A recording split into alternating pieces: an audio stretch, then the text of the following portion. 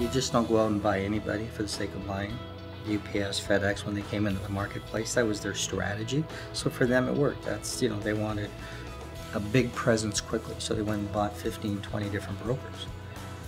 For us, I think it's very fair to say the first 3 or 4 were all ones that came to us. We weren't out looking.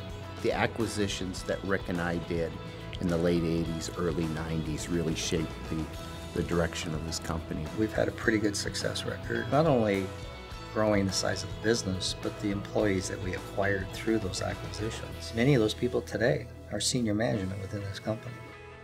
Rick Farrow took me aside and he said to me, Bob, you're now in a position where you're going to have to make decisions.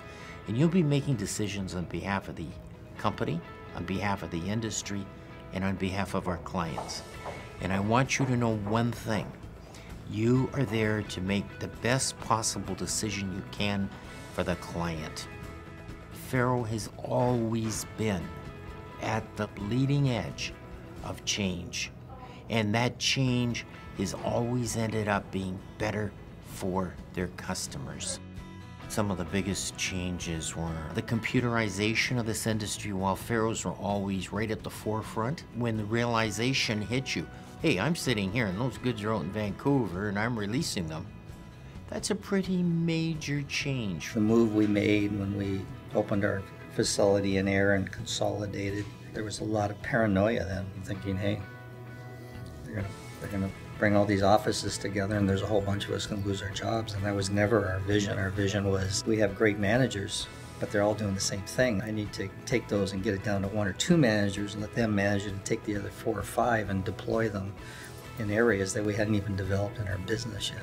The whole industry changed because now you could put your people in major pockets across the country to meet your clients' needs in those general areas. The opening of our Western operations. The opening into the U.S. Rick is the one, with John's assistance, put the company on the map as a major player. I'm blessed to have the brother I have as a partner.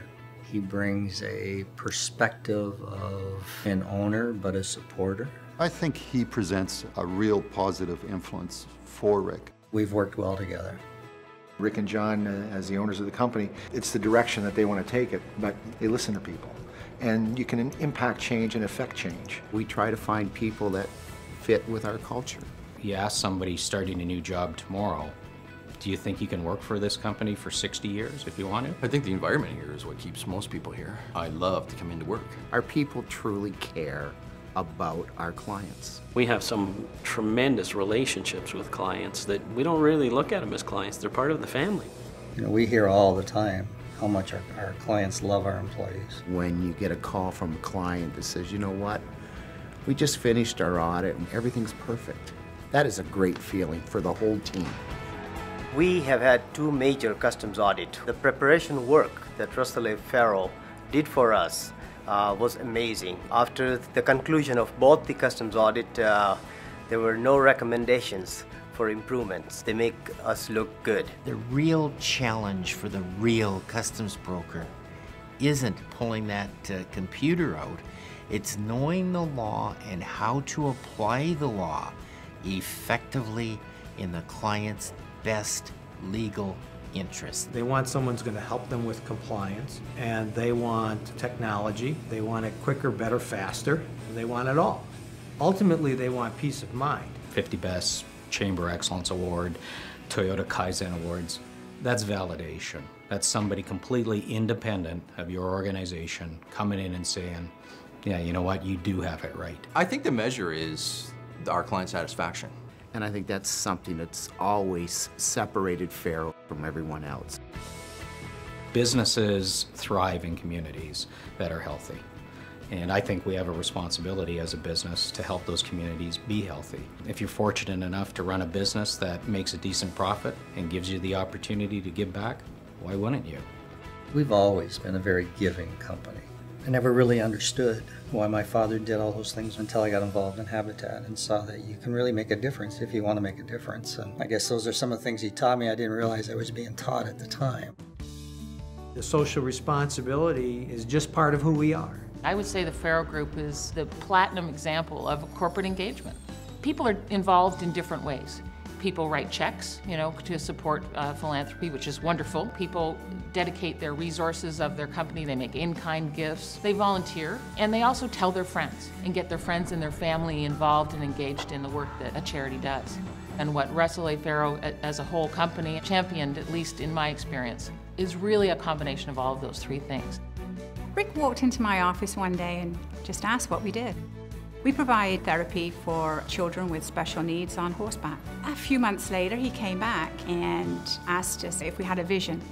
And I explained, yeah, we did have a vision, but we didn't think that we'd ever find a way to fulfill that vision. The vision was to build a brand new facility for our children and to take children off the waiting list. And today we have that brand new facility. Russell A. Farrow have made a difference. This year with the 100th, we really wanted to try to make a big difference. We decided to make substantial contributions to the food banks.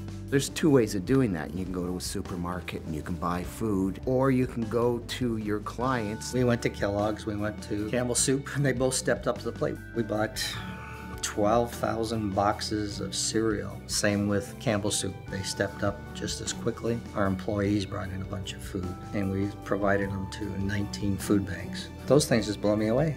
We have Kids Help Fund, a charity that Nestle promotes, and Russell A. Farrow have been very supportive of that. It ties back to the value of our relationship and the quality of how we take care of them, and that goes right back to the employees, the day-to-day grassroots people that take care of the Daniers and the Nestles. I don't think we can go through life just making money. I think we all have to have that feeling in our heart that we've made a difference. Without corporations like the Farrow Group, this community would not be the caring, kind community that it is. If I was presented with someone who worked for the Farrow Group, I think my first impulse would be to say thank you for being part of an organization that really makes an impact, a true impact in the communities that you live and work. What's next is ensuring that we don't lose the importance of that giving environment in the organization. We have grown for 100 years on those values. You can't argue with that as a formula for success.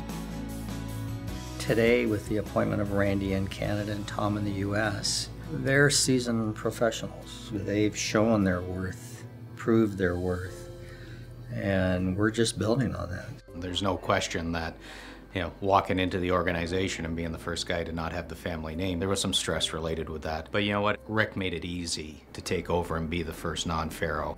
It's not the last 100 years, it's the next couple decades. But the one thing that never changes anywhere in this organization is where the focus is. Clients, our employees, and our communities. And that is bred into this company. We have a long ways to go. A lot of opportunity, we have a long way to go. We haven't accomplished the goals we want to accomplish as an organization. Today we're Canada's largest family-owned brokerage company. We want to be the largest independent in North America if we can. Because you can only stay the best if you continue to grow. The company has expanded beyond Russell's wildest dreams. That had to be done with people having faith in the future. And he certainly had faith in the future when he started the company in 1911. The future challenges are only limited by our creative minds. The pace of change is increasing every single day. But what won't change is the fact that we recognize that the communities that we work in provide the people that do the job every day, and we need to continue to be generous. It's been a hell of a good journey. It really has.